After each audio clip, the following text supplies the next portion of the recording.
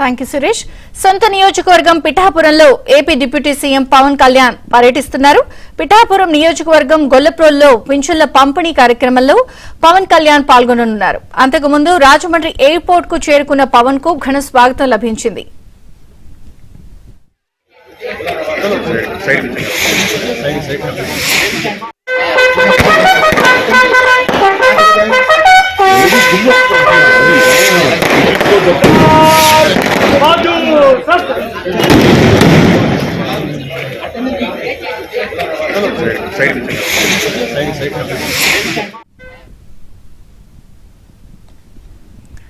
ఇక మొదటిసారిగా సొంత నియోజకవర్గానికి పవన్ కళ్యాణ్ వెళ్తున్నారు. మరింత సమాచారం మా ప్రతినిధి అప్పారావు అందిస్తారు. అప్పారావు.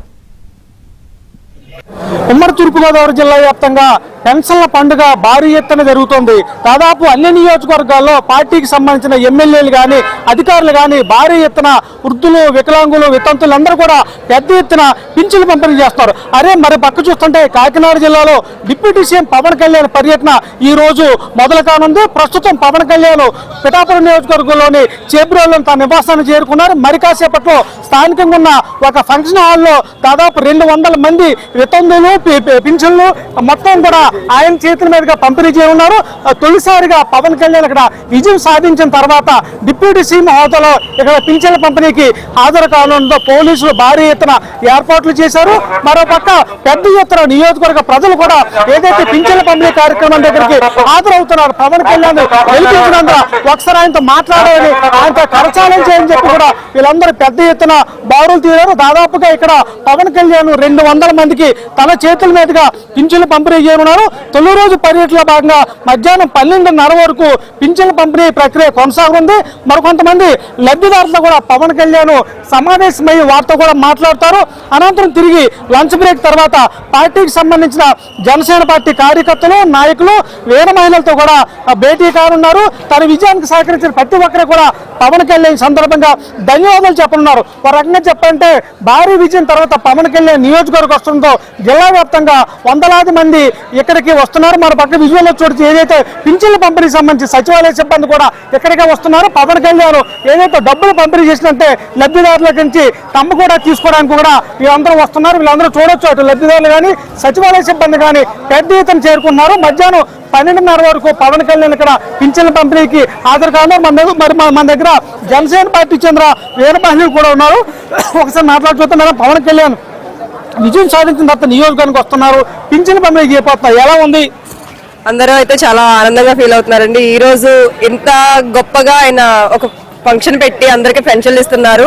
అండ్ నెక్స్ట్ ఇప్పుడు దాకా లాస్ట్ టైం కానీ ఇప్పుడు కానీ మొన్న జగన్ గారి హయాంలో ఏమైంది అంటే ఎవరికి సరిగ్గా పెన్షన్లు అనేది అందలే. కాకపోతే ఇప్పుడు కళ్యాణ్ గారు అలా కాదు, వాళ్ళకున్న ఉపాధి వాళ్ళకి అందచేయాలి అని చెప్పేసి ఆయనంతటా ఆయనే వచ్చి ఆయన చేతుల మీదుగా చాలా మంది పెన్షన్లు పంపిణీ చేస్తారు. ఇందులో చాలా మంది అయితే పాల్గొన్నారు.